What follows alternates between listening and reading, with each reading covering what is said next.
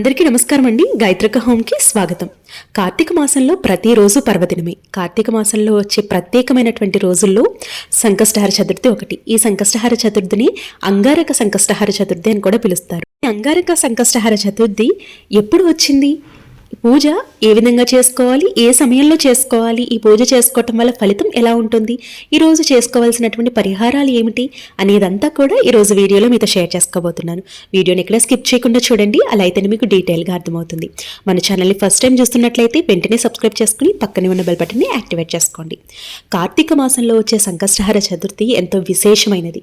ఎందుకంటే మనకి కార్తీక మాసంలో ప్రత్యేకమైనటువంటి రోజులు ఉంటూ ఉంటాయి.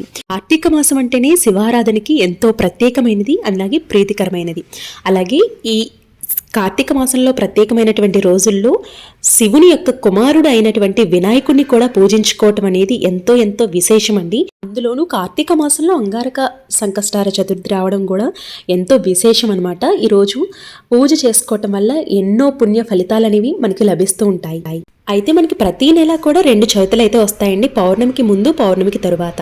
అయితే పౌర్ణమికి 3-4 రోజుల తర్వాత వచ్చే చతుర్థి నాడే మనం సంకష్టహార చతుర్థి అనేది చేసుకుంటూ ఉంటాం. అంటే పౌర్ణమి తర్వాత వచ్చే చతుర్థిని మనం సంకష్టహార చతుర్థిగా చేసుకుంటూ ఉంటాం. అయితే తదితో కూడినటువంటి సంకష్టహార చతుర్థి ఎంతో ప్రత్యేకమైనది అని చెప్తూ ఉంటారండి. అయితే ఈ సంకష్టహార చతుర్థిని మనం 3 నెలలని 5 నెలలని ఇలా అనుకుని ముడుపు కట్టి స్వామివారికి పూజ అనేది చేసుకుంటూ ఉంటాము.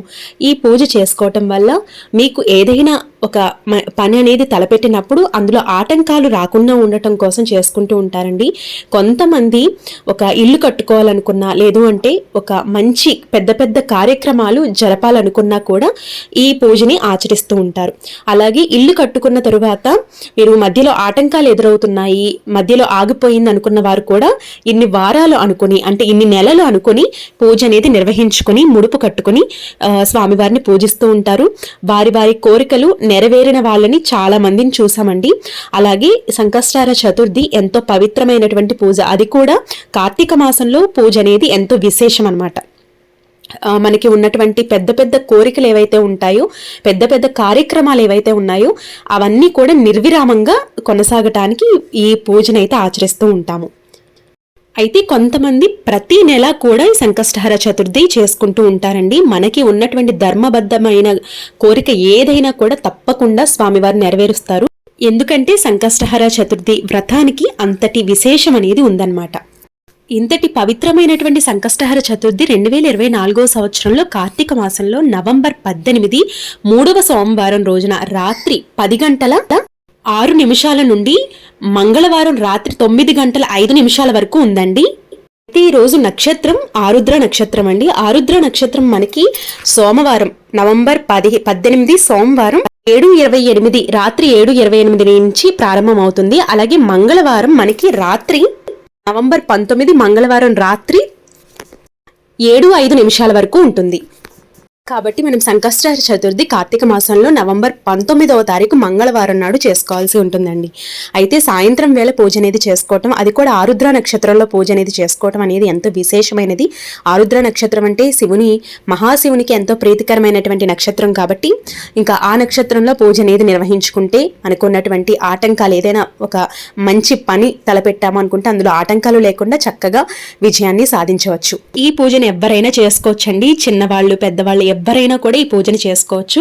దీనికి ఆచారం అంటే పూర్వీకుల నుంచి వచ్చినటువంటి ఆచారం ఏమీ అవసరం లేదు. మీరు ఎప్పుడైనా కూడా ఈ పూజని మొదలు పెట్టుకోవచ్చు. అలాగే కార్తీక మాసంలో ఈ పూజను మొదలు పెట్టుకోవాలనుకున్న వారు కూడా చక్కగా మొదలు పెట్టుకోవచ్చండి. ఎందుకంటే ఈ రోజులన్నీ కూడా మంచి రోజులు కాబట్టి మీరు సంకష్టహార చతుర్థి చేసుకోవాలి అనుకున్నారు, ఒకవేళ 3 నెలలు 5 నెలలు ఇలా చేసుకోవాలనుకున్న వారు కూడా చక్కగా ఈ రోజున మొదలు పెట్టుకోవచ్చు అనమాట. అయితే పూజ ఎలా చేయాలి అనేది సంపూర్ణ పూజా విధానం నేను నెక్స్ట్ వీడియోలో మీతో షేర్ చేస్తాను. అయితే ఉపవాసం ఉండాలి అనుకున్న వారు ఉపవాసం ఉండి పూజ అనేది చేసి సాయంత్రం నక్షత్రాన్ని చూసి మీరు ఉపవాసం అనేది ముగించుకోవాల్సి ఉంటుంది. అలాగే ఈ స్వామివారికి తప్పకుండా ఈ సంకష్టహార చతుర్థి రోజున నివేదించవలసినటువంటి కొన్ని ముఖ్యమైనటువంటి పూజా ద్రవ్యాలు ఏమిటి అనేది నేను నెక్స్ట్ వీడియోలో మీతో షేర్ చేసుకుంటూ పాటించవలసినటువంటి నియమాలు కూడా మీతో షేర్ చేస్తాను. అలాగే మీకు ఏమైనా డౌట్స్ ఉన్నాయి, దీని మీద ఏమైనా డౌట్స్ ఉన్నాయి అంటే కనుక ఒకసారి కమెంట్స్లో చెప్పండి. నేను డెఫినెట్గా మీకు రిప్లై అనేది ఇవ్వడం జరుగుతుంది. అంతేకాకుండా ఏదైనా జాతకపరమైనటువంటి దోషాలున్నా, కుజ దోషం ఉన్నా, ఇట్లాంటి దోషాలు ఏమైనా ఉన్నా కూడా ఈ సంకష్టహర చతుర్థి చేసుకోవటం వల్ల అవన్నీ కూడా తొలుగుతాయండి. ఇవన్నీ కూడా నేను నెక్స్ట్ వీడియోలో పూజా విధానం అంతా కూడా వస్తుంది. రేపటి ఒక మంచి వీడియోతో మళ్ళీ మీ ముందుకు వస్తాను. అప్పటి వరకు నమస్తే, మీ గాయత్రక్క.